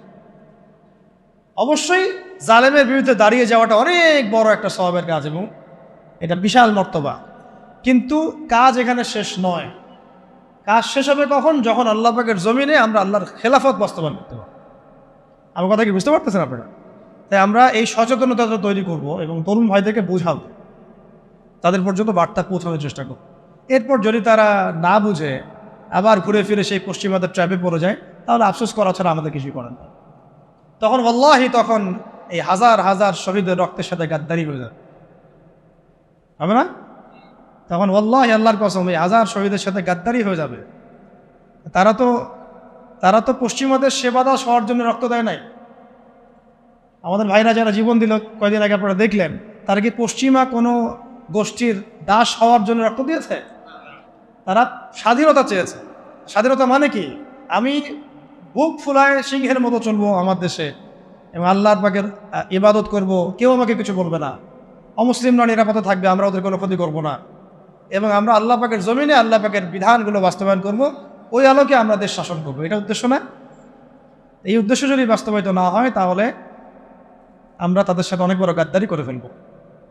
কোন মুখ নিয়ে আমরা তাদের সামনে কিয়ামতের মাঠে দাঁড়াবো, এটাও ভাবতে হবে, আমাদের চিন্তা করতে হবে।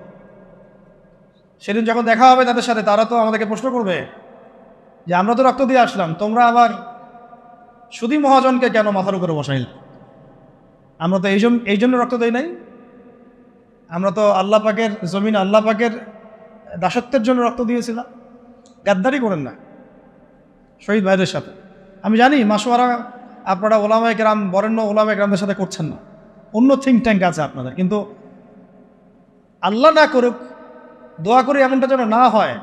আপনাদের প্রতিভা, সাহস, ধৈর্য এবং এই যে বীরত্ব, এটাকে যেন একটা স্বার্থান্বেষী মহল তাদের নিজস্ব এজেন্ডা বাস্তবায়নে ব্যবহার করতে না পারে। খেয়াল রাখবেন এই জিনিসটা। আল্লাহ পাক আপনাদেরকে বোঝার তৌফিক দান। তা আমাদের এই জিনিসটা খেয়াল রাখতে হবে যে আমাদের নিয়াতটা এটা থাকবে, অমুসলিমদেরকে বোঝানো যেন খেলাফার আন্ডারে তারাও শান্তি শৃঙ্খলার সাথে থাকতে পারবে, এটাতে কোনো সমস্যা নাই। বরং আপনারাই বলেন যে একটা এলাকায় খুব চুরি হচ্ছে মনে করেন, যদি জুমার দিন, জুমার নামাজের পরে একটা চোরকে সামনে ধরে সব জনগণের সামনে হাতটা দিয়ে কেটে কবজি পর্যন্ত, চুরি তো নিশ্চয়ই বাড়বে। আর নাকি চুরি কি তখন বাড়বে সমাজে না কমবে? এই যে চুরি করলে যে চোরের হাত কাটতে হয়, বলেন তো আমাদের দেশের কত পার্সেন্ট মুসলিম এই আকিদাটা পোষণ করে? বা যারা এখন মানে আমাদের উপরে নিচে ডানে বামে আছে, তারাও কি মনে করে যে এটা একটা ইসলামী শরিয়া, এটা করা উচিত? বরং বেশিরভাগই মনে করে এটা তো একটা মৌলবাদী বিষয় হয়ে যাবে, পশ্চিমারা আবার আমাদেরকে তেড়ে আসবে ইত্যাদি ইত্যাদি, তাই না? বলবো যে এটা তো কি ফান্ডামেন্টাল রাষ্ট্র হয়ে গেছে। ওরা তো কখনোই চাইবে না একটা রাষ্ট্র খিলাফা কায়েম হোক, তারা চাবে মডারেট ইসলাম যেন প্রতিষ্ঠিত হয়। মডারেট ইসলাম মানে কি? যেটা পশ্চিমাদের স্বার্থ রক্ষা করবে, আবার এদিকে নামাজ রোজাও করবে। পশ্চিমাদের স্বার্থ রক্ষা করবে, আবার নামাজ রোজা হজ যাকাতও চালু থাকবে। এই ইসলাম তারা পছন্দ করে, এই ধরনের আলেমদেরকে তারা পছন্দ করে, এই ধরনের ইসলামিক সেলিব্রিটিকে তারা পছন্দ করে, ব্যক্তিত্বকে পছন্দ করে। আর আমরা যখনই বলবো যে না, আমরা ওদের সেবা তো সব না, আল্লাহ পাকের জমিনে আল্লাহ পাকের শরিয়া বাস্তবায়ন করতে হবে, খেলাফা, তখন আমাদেরকে এরা বলবে এরা পাহাড়ি মোল্লা। এরা কারা? আরে তোমরা তো সাক্ষী আছো, ওই পাহাড়ি মোল্লারা যখন রাষ্ট্র ক্ষমতায় গিয়েছে, ওরা সিংহের মতো গেছে, পশ্চিমাদের সেবাদাস হয়ে যায় নাই। ওরা সিংহের মতোই ছিল, সিংহের মতোই যুদ্ধ করছে, সিংহের মতোই শাসন ক্ষমতাও পাইছে। ওদেরকে কারোর সাথে নেগোশিয়েট করতে হয় নাই যে আমাদেরকে একটা আলেম কোঠা দাও, রাষ্ট্র চালাই। তুমি আমাকে কোঠা দেওয়ার কে? বরং ওলামায়ে কেরাম বা মুজাহিদ ভাইরা তারা সিদ্ধান্ত নেবে যে কারা থাকবে প্যানেলে, কারা থাকবে না। তুমি সিদ্ধান্ত দেওয়ার পশ্চিমারা কে? সিদ্ধান্ত দেওয়ার পশ্চিমারা কে? আপনি লড়ছেন, স্বাধীন আপনি করছেন, সংগ্রাম আপনার, সিদ্ধান্ত ওরা দেওয়ার কে? এই জিনিসগুলো আমরা বুঝতে পারতেছি না। তো এই আমাদের জেনারেশনকে এটা জানানো, বোঝানো যে ইসলামিক লস যেগুলো আছে, হাত কাটা, রজম, এই জিনার শাস্তি, চুরির শাস্তি, মদের শাস্তি, তারপরে যে ব্যভিচারের শাস্তি, ধর্ষণের শাস্তি, বা এই যে একজনকে হত্যা করে ফেললো নিরীহ মানুষ মাজলুম, তার কেসাস, এই হুদুদ কেসাস, এগুলো বোঝানো, শব্দগুলো পরিচিত করা দরকার। তাগুত, হুদুদ, কিসাস, শরিয়া, ইমারা, খেলাফা, শব্দগুলা কি করা দরকার? পরিচিত করা দরকার। মানুষ তো জানেই না শব্দগুলা, বুঝতেই পারতেছে না শব্দগুলা। তো এখন আমি একা বা 10 জন 20 জন মানুষ বললে কি সবাই জানবে? সবাইকে বলতে হবে, সবাইকে বলতে হবে কথা। এগুলো নিয়ে সবাইকে কথা বলতে হবে। হয়তোবা আগামীকালকে খেলাফত কায়েম হবে না, কিন্তু আমরা যদি এই মেহনতটা চালু করে মানুষকে এই খেলাফার ফজিলত বুঝাতে পারি এবং এটা না থাকার কুফল বুঝাতে পারি, কে জানে 20 বছর পর হয়তো হবে ইনশাআল্লাহ। 15 বছর 16 বছরের একটা সিলসিলা 15 সেকেন্ডের মধ্যে চলে যায় নাই, 15 দিনের মধ্যে চলে যায় নাই, উঠে যায় নাই। এই তো কয়দিন আগে কি মনে হচ্ছিল আর এখন মানুষ কি মনে করতেছে, কি আকাশ আসমান জমির পার্থক্য, কি ছিল আর কি হলো। এগুলো কার পরিকল্পনা? তাহলে আমরা হয়তো আগামীকাল খেলাফত কায়েম করতে হয়তো পারবেন না, নাও পারতে পারেন, ইল্লা মাশাআল্লাহ। কিন্তু এই বিষয়গুলো যখন মানুষ জানবে, আলোচনা হবে, চর্চিত হবে, একদিন না একদিন তো হবে ইনশাআল্লাহ। এটাই আমাদের কাজ, প্ল্যাটফর্ম তৈরি করা।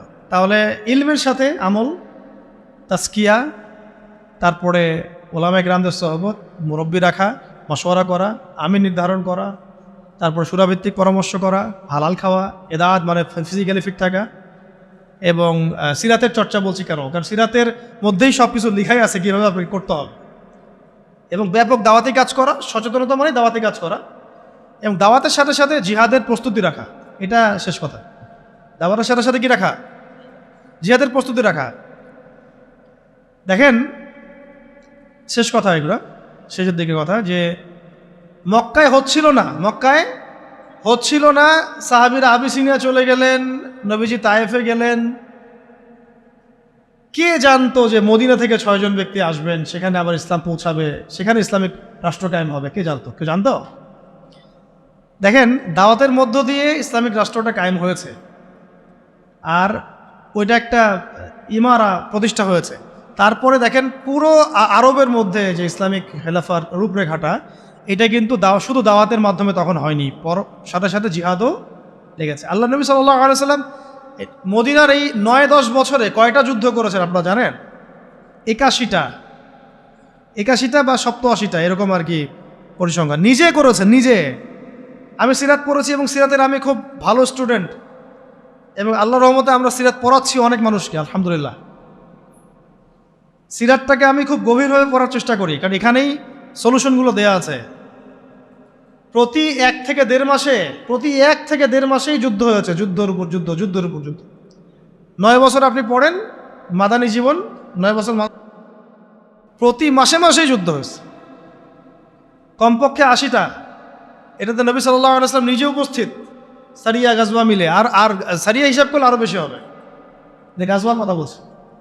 তো ওইটার প্রিপারেশন রাখা, তো এটা পরবর্তী স্টেপ। আগে স্টেপগুলো আমাদেরকে সাজিয়ে নিয়ে এই পুরো ছকটাকে মাথার মধ্যে রেখে এখন আমাদের মৌলিক কাজ হচ্ছে সবাইকে খিলাফা কনসেপ্টটা বোঝানো, সচেতনতা তৈরি করা, এর সুফলগুলো তুলে ধরা, এবং অমুসলিমদের যে ভীতি কিছু আছে, ইসলাম সম্পর্কে নেগেটিভ কিছু ধারণা আছে, এগুলোকে দূর করানো, এবং একটা জামা ফর্ম করে ফেলা। জামা মানে একটা প্ল্যাটফর্ম ফর্ম করা, যারা খিলাফা মুভমেন্ট নিয়ে সামনে কাজ করবে সব। এবং এটা অবশ্যই মুরব্বীদের পরামর্শে, সুরাভিত্তিক, এবং যারা এখানে নিজে জানমাল উৎসর্গ করার জন্য প্রস্তুত থাকবেন, তাদেরকে অবশ্যই জ্ঞানী হতে হবে, আমলদার হতে হবে, তাজকিয়া অর্জন করবেন, এবং ধৈর্য ধরবেন। কি করবেন? ধৈর্য ধরবেন। এটা একদিনের কোনো মেহনত না, একদিনে হবে না। যেটা একদিনে হয় সেটা একদিনই টেকে, এটা মেহনত করে অর্জিত হয় সেটা অনেক দিন টিকে ইনশাআল্লাহ। তো আমি মনে হয় যথেষ্ট বলেছি এই বিষয়টা। আজকে এইগুলো আমি স্কিপ করলাম, ইনশাআল্লাহ অন্য কোনো সপ্তাহে আমরা দার্সে এগুলো আলোচনা, এই প্রশ্নগুলোর উত্তর দিয়ে দেবো ইনশাআল্লাহ তাআলা। তো সর্বশেষ কথা হচ্ছে, আমরা আজকের আলোচনা যা শিখলাম, দ্বীনের ব্যাখ্যা, ইসলামের ব্যাখ্যা, ইসলামের রাজনৈতিক দর্শন, খিলাফা কনসেপ্ট, এর উপকারিতা, কিভাবে প্রতিষ্ঠা করব, রূপরেখা কেমন হবে, এগুলো নিয়ে কিছুটা আলোচনা করার প্রয়াস আজকে আমরা পেয়েছি। সব আলোচনা হয়তো আসে নাই, আরও একদিন আসবেও না, আরও সেশন লাগবে ইনশাআল্লাহ। ঠিক আছে? আল্লাহ পাক আমরা সবাইকে আল্লাহ পাকের জমিনে আল্লাহর দিন প্রতিষ্ঠা করার তৌফিক দান করেন। জমিন আল্লাহর শাসন চলবে, জমিন আল্লাহর বিধান চলবে, এই কনসেপ্টের নামই ইসলামী খিলাফা। সহজ পথ। সহজ কথা এটা, যে আল্লাহর জমিন শাসন চলবে আল্লাহর জমিন বিধান চলবে আল্লাহর। আমরা এখানে আল্লাহর প্রতিনিধি মাত্র, আমরা আল্লাহ পাকের খলিফার ফাংশনই হচ্ছে খিলাফা কায়েম করা। আর খিলাফা হচ্ছে ইসলামের রাজনৈতিক দর্শন। এর বাইরে যা আছে এগুলো সব কিছুই বাতিল। সাময়িক কিছু উপকারিতা দিতে পারে, সাময়িক উপকারিতা কিছু দিতে পারে, কিন্তু এটা কখনোই মুসলিমদের স্বাধীনতা অর্জনের একমাত্র মাপকাঠি বা মানদণ্ড কখনোই হতে পারে না। আর এটাকে যারা স্বাধীনতা মনে করে, এরা দিনে দুপুরে জেগে জেগে স্বপ্ন দেখতেছে। আল্লাহ পাক এই ঘোরটা কাটায় দেন, আমিন। اللهم آمين. ربنا ظلمنا أنفسنا وإن لم تغفر لنا وترحمنا لنكونن من الخاسرين. اللهم آتنا في الدنيا حسنة